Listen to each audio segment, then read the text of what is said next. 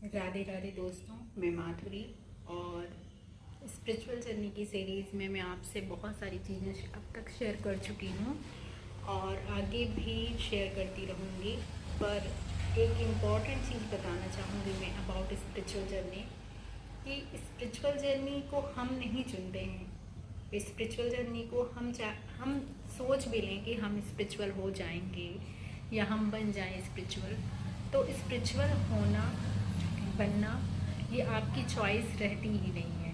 ये total divine की choice रहती है कि उनको किसको स्पिरिचुअल जर्नी में लाना है, उनसे कितना इनर वर्क कराना है, उनसे कितनी साधना करवानी है, वो सब डिवाइन ही चुनते हैं हम लोगों को।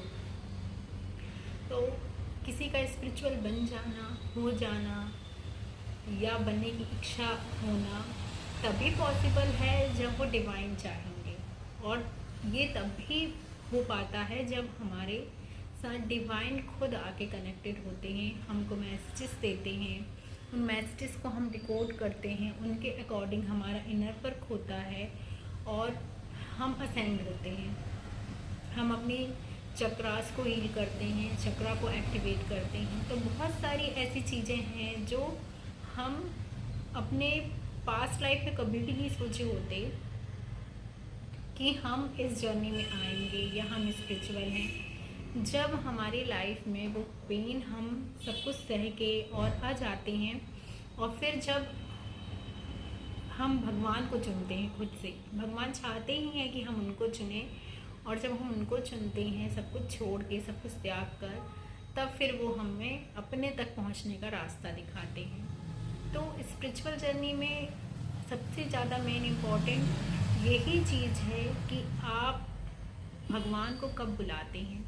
क्योंकि जब आप वो पेन में रहते हैं और आप जब उनको पुकारते हैं कि बस आप आ जाओ, अब मुझसे सहन नहीं हो रहा ये दुनिया में रहना, तो वो अपने आप से ही आपको कॉल करेंगे। बस आपको पहचानना पड़ेगा कि वो कॉलिंग क्या है। क्योंकि हम सांसारिक खुशियों में, सांसारिक चीज़ों में इतने खोए हुए हैं कहीं ना कहीं कि हमको समझ में ही नहीं आता कि हम कहाँ पर हैं।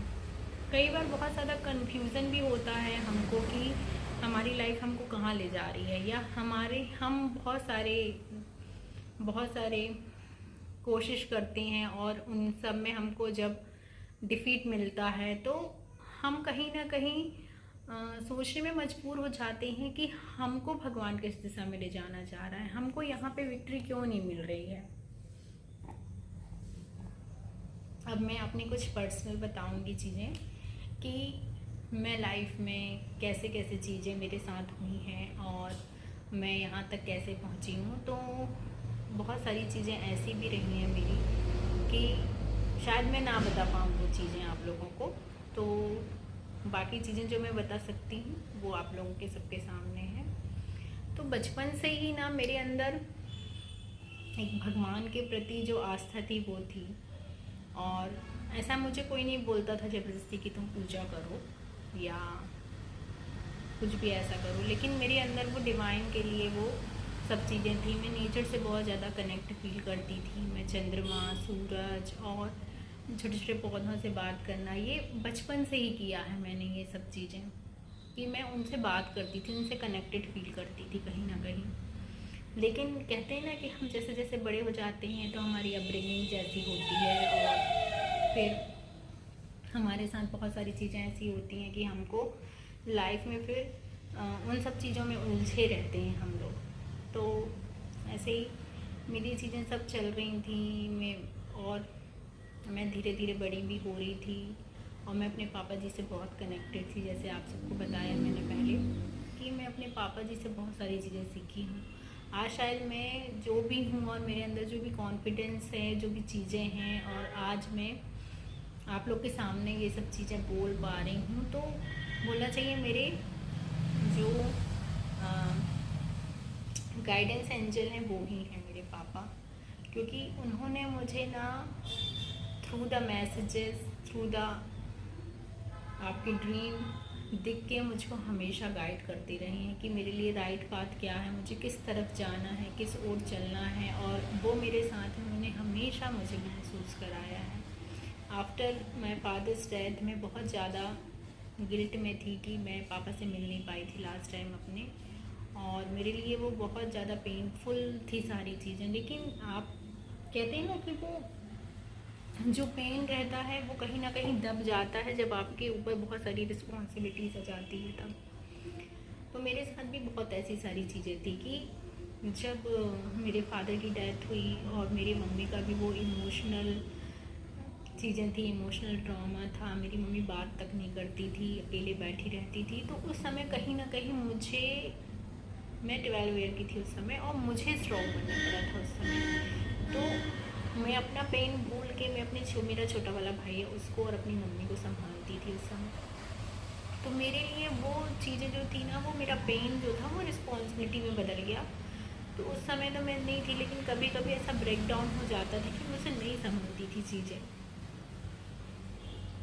मुझसे नहीं संभलती थी चीज़ें। तो मैं फिर कोशिश करती थी चीज़ों को संभालने की। मेरी पढ़ाई भी डिस्टर्ब हो गई थी, बहुत सारी चीज़ें ऐसी हुई थी मेरे साथ कि मैं बहुत अच्छी ब्रिलियंट स्टूडेंट थी अपने स्कूल की, लेकिन मेरी पढ़ाई डिस्टर्ब हो गई, मैं एवरेज स्टूडेंट में आ गई। और फिर मेरे साथ ऐसा था कि मेरे लिए खुद को खुश रखना बहुत इम्पॉर्टेंट था, क्योंकि मैं अगर अलग तरीके से इन्वॉल्व हो जाती चीज़ों में, अपने दुख में इतनी खो जाती, तो शायद मैं सब कुछ नहीं संभाल पाती। तो मैं, और एज अ